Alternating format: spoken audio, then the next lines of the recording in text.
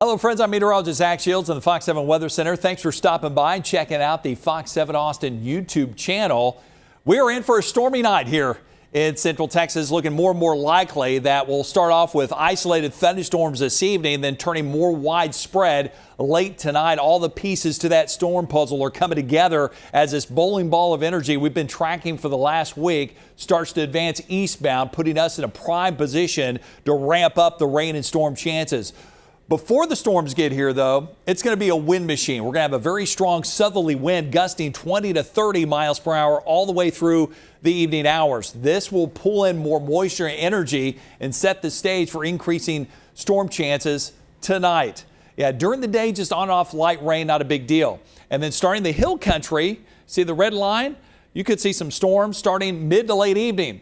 But from Austin over toward LaGrange, the yellow and blue lines, we're going to have to wait until after midnight. As this low approaches, you see the green and yellow colors.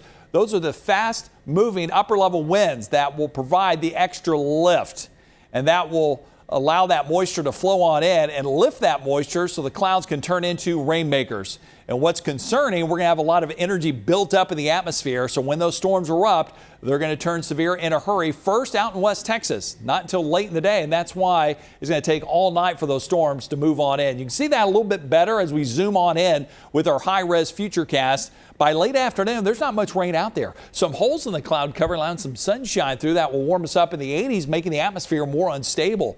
Some storms start to begin to inch closer to the western hill country right around 5, 6 this evening, and then those storms rumble across the hill country. That's the first round between 6 and 8 this evening. The second round will move in between 9 and 11. These are the storms I'm concerned about dropping some large hail and producing some damaging winds.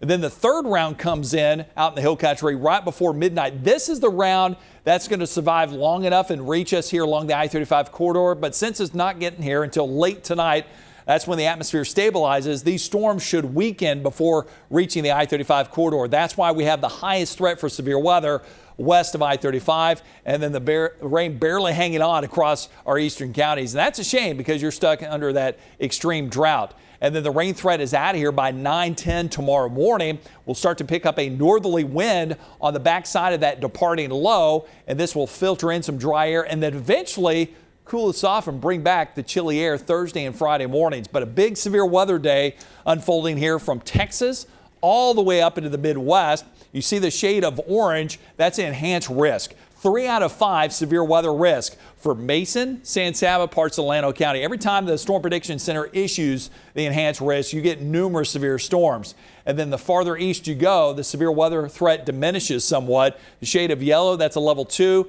and then a level 1 south and east of Austin. So mainly in the hill country, there's a moderate risk of 1 to 2 inch diameter hail.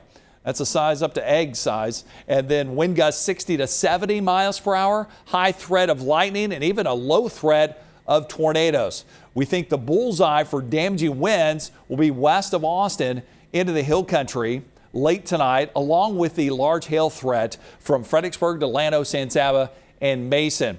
And then west of the hill country, you see the shade of brown from the Storm Prediction Center. That's the highest risk for a quick spin up or two, some isolated tornadoes. Our high-res model showing some rotating thunderstorms trying to move in from West Texas before they fizzle out. Something we'll have to monitor very closely by mid to late evening. Here's the timing of the storms. First stop out in the hill country from 6 this evening to 2 a.m. Along the I-35 corridor between 2 and 6 a.m. tomorrow, and then over our eastern counties as you near sunrise tomorrow.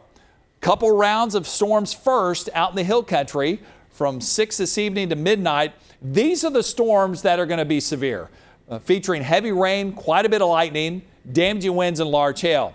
When that line moves across the I-35 corridor, that second round between midnight and 9 a.m., some rain, some lightning, some gusty winds, but most of those storms will drop below severe limits.